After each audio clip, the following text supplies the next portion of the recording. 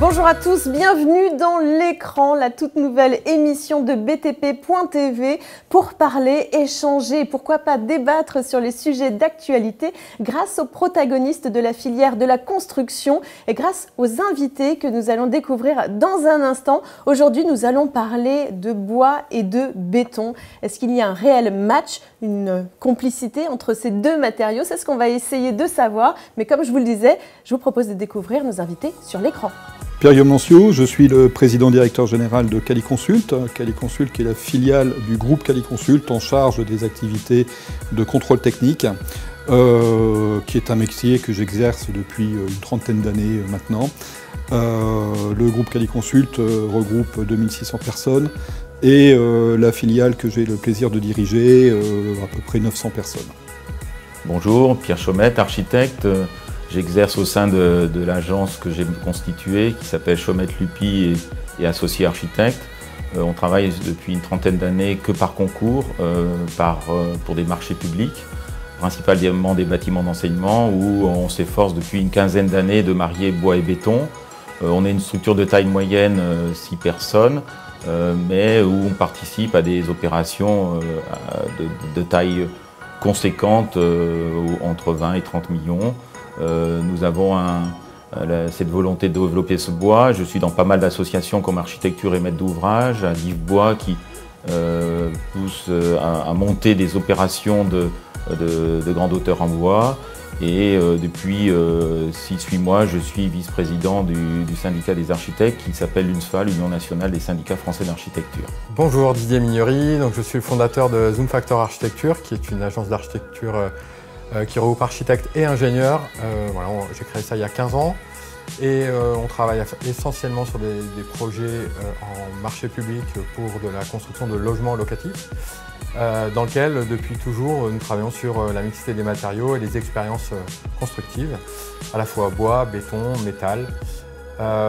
Récemment, donc depuis environ 8 mois, nous avons créé Up Factor Surélévation, qui est une extension de notre savoir-faire d'architecte, dans lequel nous avons décidé de nous spécialiser dans la surélévation de bâtiments existants et dans laquelle nous expérimentons des nouvelles méthodes constructives, notamment alliées sur la mixité entre le bois et le béton.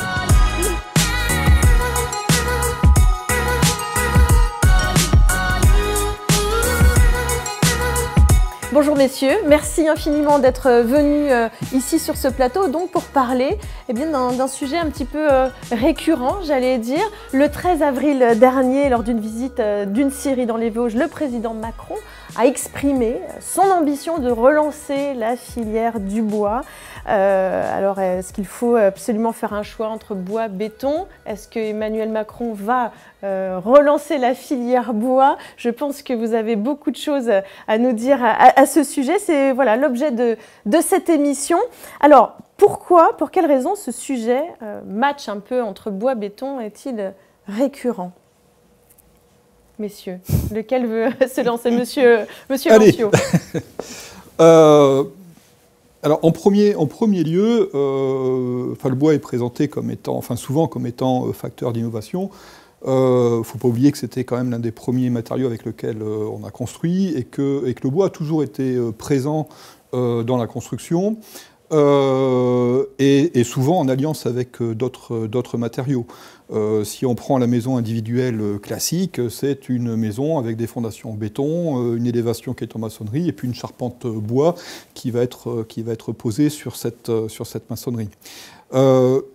Donc ce combat entre guillemets entre le béton et le bois, en fait, il n'a pas forcément à être présenté de cette façon. Ce que l'on voit par contre se développer depuis quelques années, c'est des utilisations du bois qui, elles, pour le coup, sont novatrices et qui permettent de faire entrer le bois dans une sphère dans laquelle il était peu présent jusque-là, en particulier avec des éléments structurels plus importants, des hauteurs plus fortes que celles pour lesquelles on l'utilisait jusqu'alors, et également dans un usage en tant que paroi, en tant que tel, y compris en tant que façade, qui sont des sujets qui étaient assez peu traités jusque récemment. Monsieur Mignori, vous vous dites que depuis toujours, vous avez assemblé le bois et le béton ensemble. Effectivement, la stratégie constructive, quand on met au point un projet d'architecture, elle se doit de, bien sûr, répondre aux besoins intrinsèques du projet, mais aussi d'être dans une certaine économie de projet et une économie financière. Donc, pour mettre en œuvre et pour faire les plus beaux projets possibles, on essaye toujours de trouver la meilleure combinaison entre l'investissement et le dispositif constructif, voilà, l'architectonique, entre guillemets, qu'on va mettre en œuvre. Et donc, dans ce cadre-là, notamment l'usage d'ossatures en béton armé, qui sont souvent très optimisées, qui permettent de obtenir des portées très importantes, peuvent être alliées notamment à des parois bois, en bois massif, en ossature bois, qui peuvent venir remplir des ossatures en poteau-poutre, et ainsi se marier parfaitement. Donc, encore une fois, l'intérêt de tout ça, plutôt que d'opposer automatiquement ces deux matériaux, c'est important de pouvoir vraiment étudier comment ces deux composantes de l'industrie française, entre guillemets, peuvent s'accrocher et se développer ensemble pour faire les meilleurs projets et ainsi libérer aussi notre capacité à faire des projets. Être complémentaire. Tout à fait. Alors, je ne vous ai pas présenté Julien Galinier, notre expert, qui va effectivement nous apporter des précisions tout au long de l'émission, dès qu'il semblera nécessaire d'en faire. Donc, Julien, n'hésitez pas à vous imposer. Les matériaux bois et béton, ils ne sont pas opposables. Par contre, là où il y a eu des soucis, c'est entre les industries du bois et les industries du béton, qui se sont fait une mini-guerre, on va dire, auparavant, et que maintenant ça se ressent puisque le béton a une place primordiale en France comparé au bois qui depuis les années 60 est en perdition totale. Et c'est bien là le problème en fait, c'est au niveau de l'industrialisation de ces deux matériaux qu'a été le problème. Mais les deux matériaux sont tout à fait possibles d'allier, de marier. Donc on verra des chiffres tout à l'heure. Avant cela, je vais venir vers vous, Monsieur Pierre Chaumette, parce que j'ai l'impression que ça vous fait un peu bondir quand vous entendez Monsieur Macron dire qu'il souhaite relancer la filière du bois suite à sa visite d'une scierie dans les Vosges le 13 avril dernier. Oui, je veux simplement dire qu'il n'est pas le premier à la relancer. Elle est déjà extrêmement active. On a eu la chance de pouvoir matérialiser un symbole de la filière bois avec les bouquets de Douglas qui étaient à l'entrée du Forum international du bois à Dijon. On peut voir d'ailleurs, on attendait avec impatience le secrétaire d'État de Normandie et il a déçu beaucoup de monde parce qu'il n'est pas venu, il a envoyé un film et une semaine après, M. Macron venait assurer de son appui dans la filière bois dans les Vosges. Il y aurait eu un échange véritable avant, ça aurait été mieux. Et je pense que c'est un manque de communication qui... c'est un petit peu... On va relier ça avec le manque de communication aussi, si je peux rebondir sur le bois et le béton, quoi. Et on avance un peu vite dans ce pays et on prend les éléments, puis on les met, on les jette et on recommence à zéro. Il y a des professionnels, il faut savoir les écouter. Et je pense qu'à ce niveau-là, il y a beaucoup de professionnels qui parlent dans la filière bois.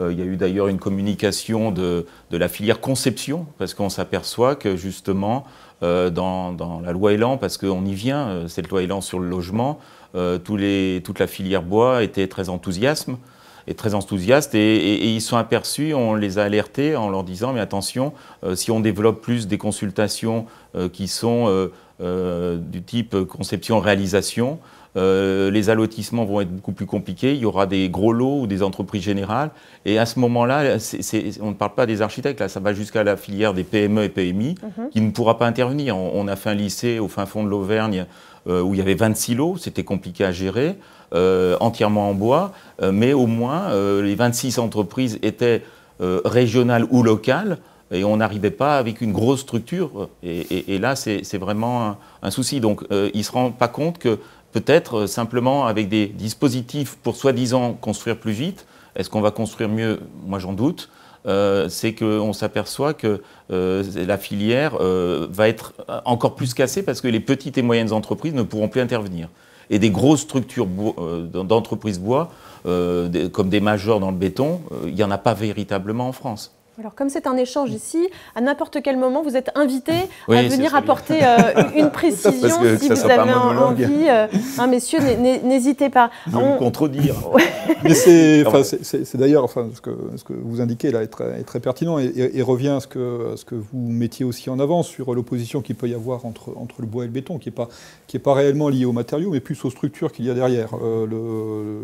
L'industrie du béton nécessite des investissements qui sont plus lourds, des moyens qui sont plus importants, et donc à amener à ce qu'il y ait des structures, des entreprises de taille plus forte. Alors que le bois permet que des structures et des entreprises plus légères, de taille moyenne puissent intervenir.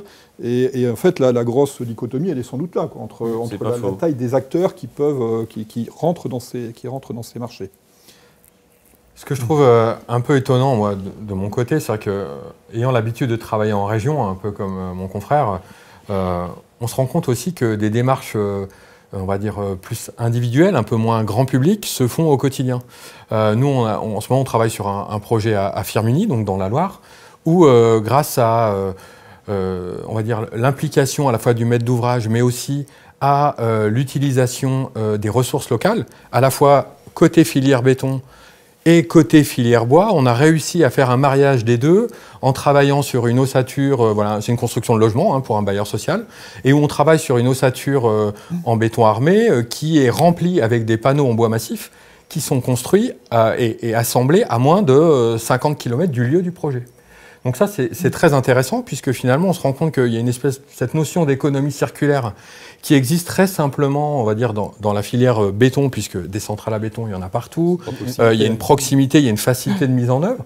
Aujourd'hui, la filière bois tend à s'adapter et on va dire à se développer aussi en région avec des points et des petites entreprises et qui permettent de réaliser des opérations peut-être un peu moins prestigieuses, mais plus du quotidien et dans lequel le mariage entre l'ossature béton et la filière béton, entre guillemets, et le bois et toute sa filière, y compris dans son côté innovant, là par exemple c'est des panneaux en bois massif, et ça se fait à l'échelle locale, donc quelque part il faut pousser et engager ça et le faire connaître au mieux, quoi.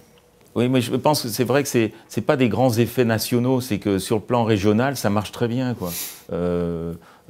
Sans les citer, sur ce lycée en Haute-Loire, à Yssingeaux, il y avait l'entreprise de gros œuvres Léon Grosse, qui est, on peut dire, nationale, mais aussi régionale. Et puis, à côté de ça, vous aviez deux entreprises qui étaient à 20 km et qui amenaient leurs panneaux de Douglas.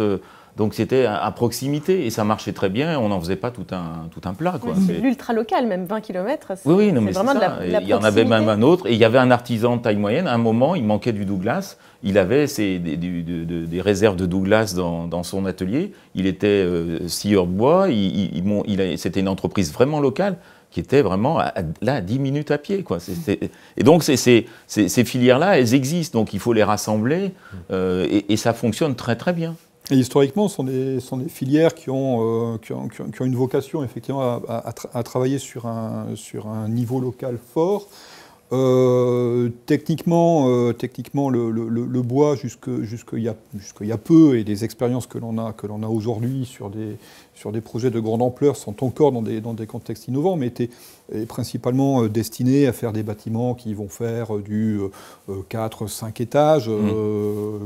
Et donc on est plus à une échelle locale qu'à l'échelle de grands projets. Même si on commence à faire entrer maintenant des solutions bois ou des solutions mixtes bois-béton sur des immeubles beaucoup plus hauts et des envergures plus importantes. Enfin, cette histoire-là de la pertinence du bois sur des opérations plutôt de petite et de moyenne envergure, elle reste très forte dans le milieu, dans l'imprégnation. C'est ça qui est intéressant, c'est que finalement, cette cohérence et cette cohésion qui existe entre ces deux matériaux à une échelle peut-être un peu plus petite, aujourd'hui on la redécouvre à une échelle plus importante, au niveau justement d'intervention ou de grands projets, alors tels que les tours en bois qui sont en cours d'étude en ce moment, ou les premiers projets à Strasbourg qui sont en ce moment. Voilà. Et on est vraiment dans une redécouverte d'une filière, d'un savoir-faire, mais aussi une expérimentation. Alors très bien. Et donc ça, je pense que c'est encore une fois une façon de faire et comment dire, une interprétation et une relecture de l'histoire de la construction, presque de la manière de faire en France, qui existe à d'autres échelles. Donc, je pense que...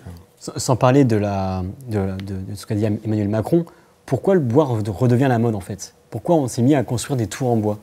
On n'a pas trouvé du jour au lendemain qu'on pouvait créer des tours en bois en fait. Moi, c'est ça la question que je me pose, c'est pourquoi depuis 5 ans, des projets de tours en bois poussent un peu partout en France?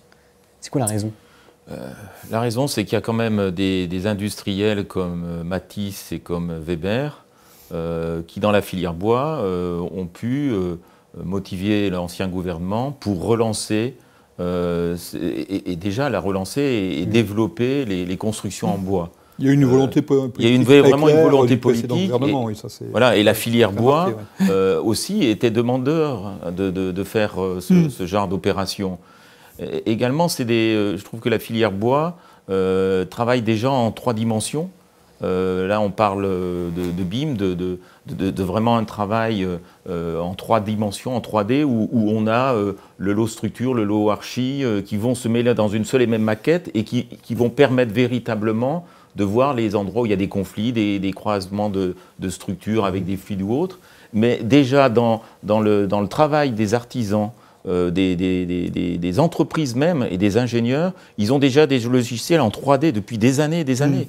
Mais dans les points que vous avez cités, c'est très positif ce point-là. Les entreprises que vous avez mises en avant, fort justement, c'est aussi parce que sur ces années-là, enfin depuis une dizaine d'années, on a vu apparaître des entreprises dans le domaine du bois avec des tailles importantes, et notamment celles que vous avez citées, qui ont capacité à porter des projets d'envergure. Ce qui n'était pas forcément le cas des artisans, si on remonte il y a une quinzaine ou une vingtaine d'années.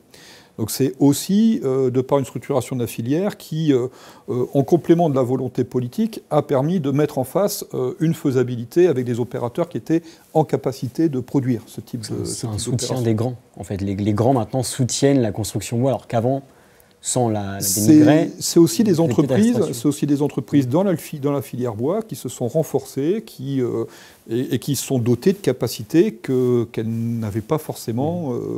il y a quelques années. Alors, j'ai l'impression quand même qu'ici, on est en train de faire la défense que du bois. On ne parle pas beaucoup de béton. Est-ce que j'ai tort là ou pas? Parce que là, dans la conversation depuis le début, on est en train de dire le bois, c'est génial, c'est ceci, ça permet... parce que là, pour le coup, on oublie complètement le béton. Où est-ce qu'il en est le béton aujourd'hui? C'est là où je pense qu'encore une fois, voilà, ce qui est vraiment important, c'est de parler de complémentarité. Alors, quand on parle d'innovation, on va dire... Dans la filière béton, je veux dire, ils attendent personne. Je veux dire, aujourd'hui, la première maison imprimée en 3D en France et même en Europe, elle a été réalisée en France, dans la région nantaise, par Nantes Métropole Habitat. Et c'est du béton. Et c'est une innovation de la filière béton.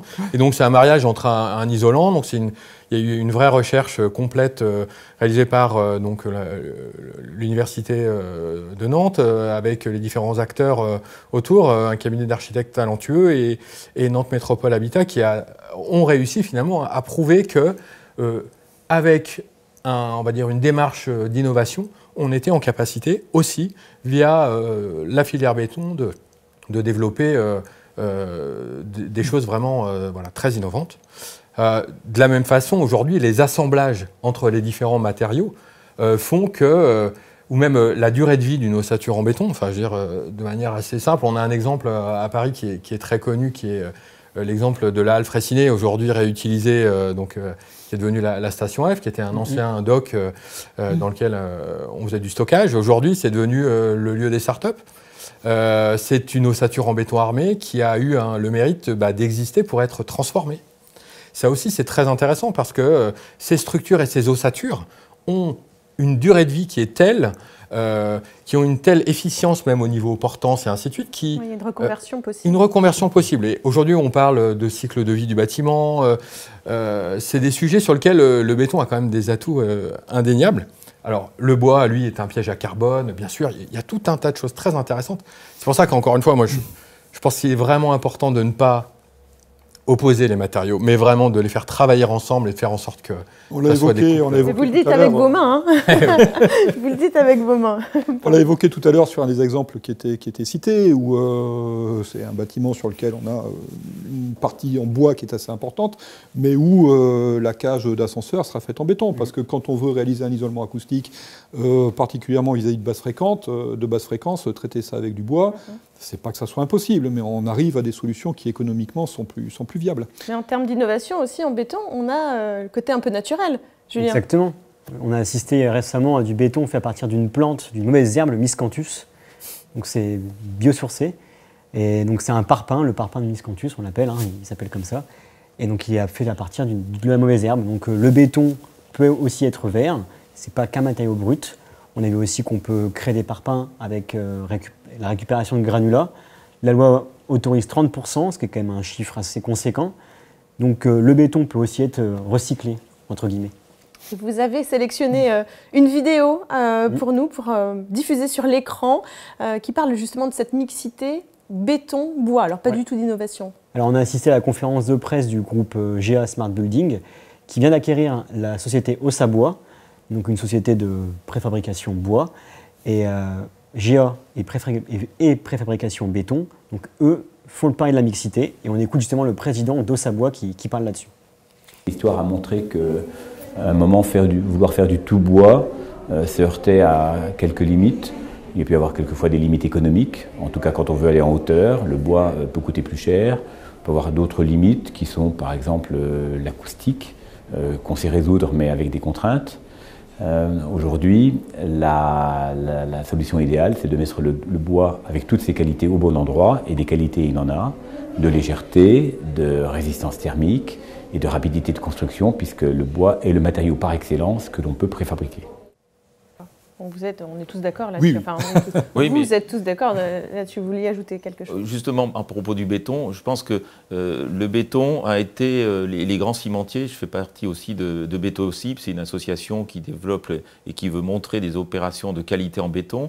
Mais depuis des années, on leur a dit, mais attention, il va y avoir la RT 2012, toutes ces contraintes qui font qu'il faut une peau extérieure.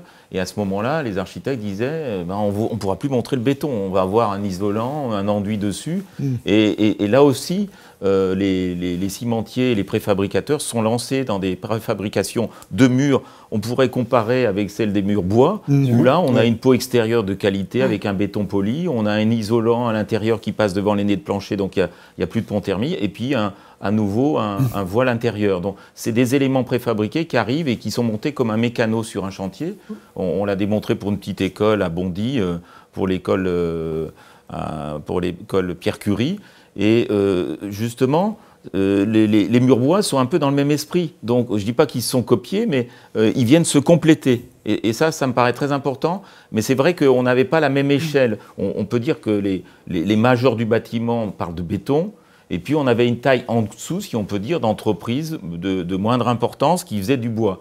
Là maintenant, on commence à revenir à un meilleur équilibre.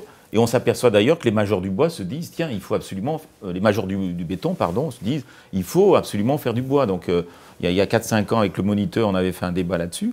Et c'est vrai qu'on arrivait à les faire parler entre eux.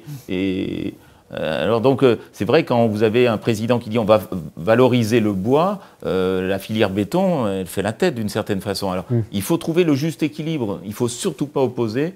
Et là, le confrère de Roanne parlait là-dessus en disant c'est vrai, il faut marier les éléments. Et ça, ce mariage-là, on l'a fait dans un lycée à Tours, où on voulait démontrer aux deux filières qu'ils pouvaient travailler et qu'il fallait travailler ensemble. On va regarder d'ailleurs, on a des images de ce lycée à Et ça, je pense que c'est important. C'est ça ? C'est les lycées des métiers, parce que vous voyez, simplement le coffrage, on peut avoir un splendide coffrage en bois qu'on va acheter après, mais là aussi, on peut marier des éléments, autant bois et béton, avec des éléments préfabriqués, et on a eu à chaque fois la filière bois qui arrivait avec ses panneaux de façade en bois, et puis les éléments préfabriqués en béton qui arrivaient aussi sur le chantier. Donc c'est vraiment une mixité des matériaux qu'il faut valoriser.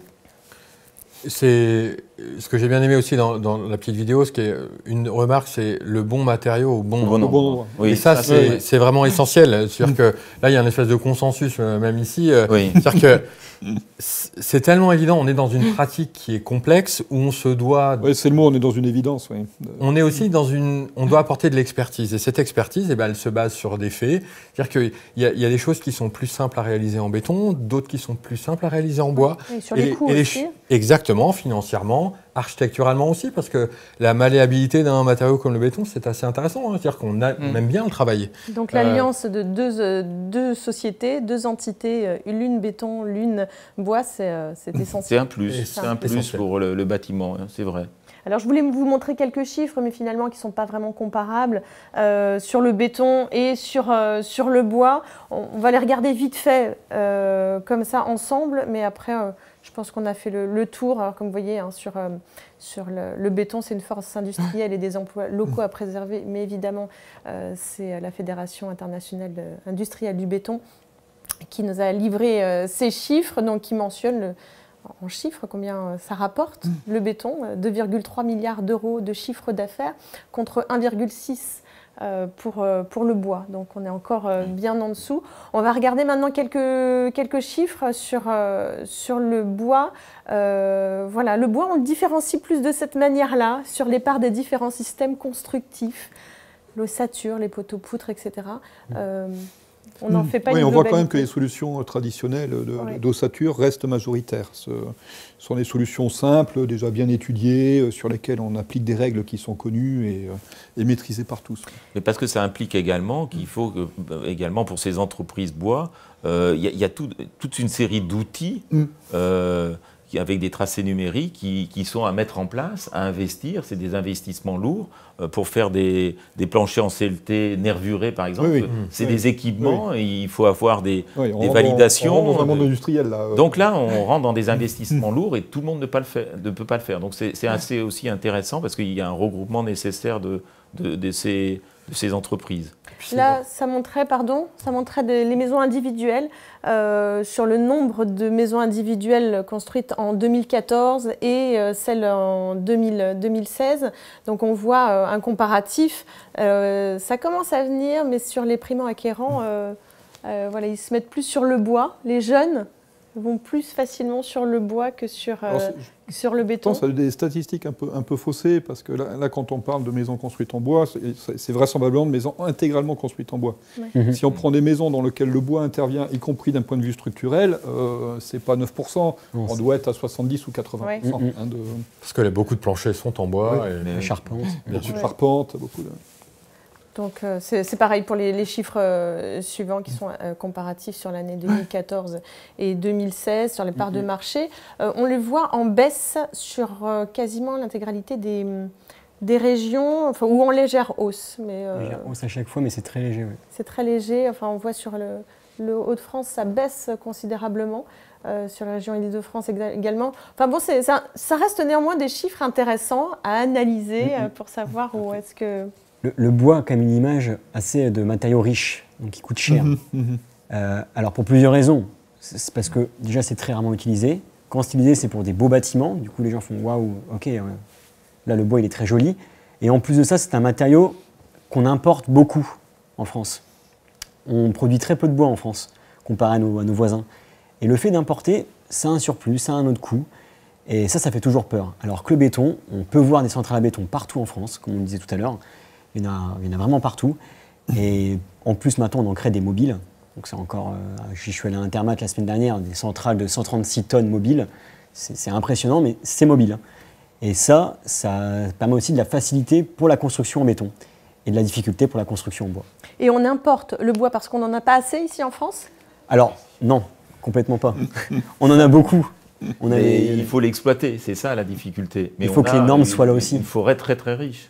Très très riche. Après, on a aussi une difficulté, pour avoir un peu étudié la question, la problématique de la forêt française, c'est aussi qu'on a les essences, et encore, on a beaucoup de douglas notamment, qui est un excellent bois de construction, mais on l'a très mal planté pendant très longtemps.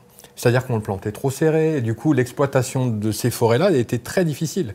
Nous, on a l'exemple de l'entreprise avec laquelle on travaille donc en région Rhône-Alpes, qui elle a voilà, une filière complète avec, on va dire, une scierie, des plantations et ainsi de suite. Et ils ont beaucoup de mal à exploiter leurs propres ressources.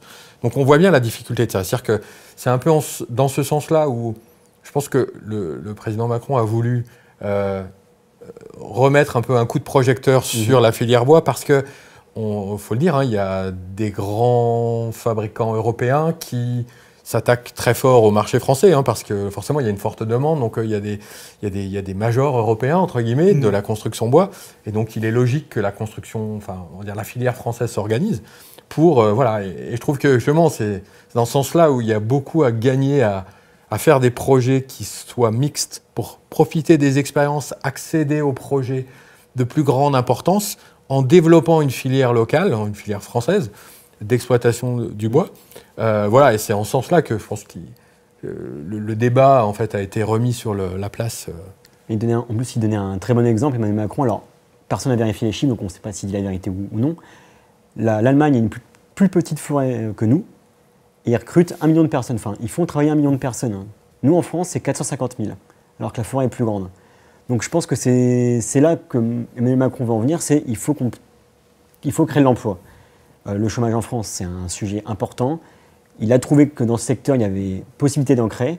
Donc je pense qu'il a dit ça. Alors après, le rapport avec la loi Elan, là, il n'est pas encore tout à fait clair. Oui, il faut le mettre en phase, quoi. Il faut mettre en phase les propos et la loi, quoi. Et ce qui est sûr, c'est que ça ne sera pas du coup dans l'immédiateté. Ça, c'est clair. Merci messieurs. Un petit mot pour conclure peut-être, ou on a fait le tour de la question sur le bois et on a envie que le bois et le béton s'associent, comme vous le faisiez si bien avec les gestes. Le bon matériau au bon endroit. Voilà. Merci beaucoup messieurs. Merci Julien. On se retrouve dans une prochaine émission pour parler de la loi d'apprentissage. Exactement. Alors à très bientôt. Merci.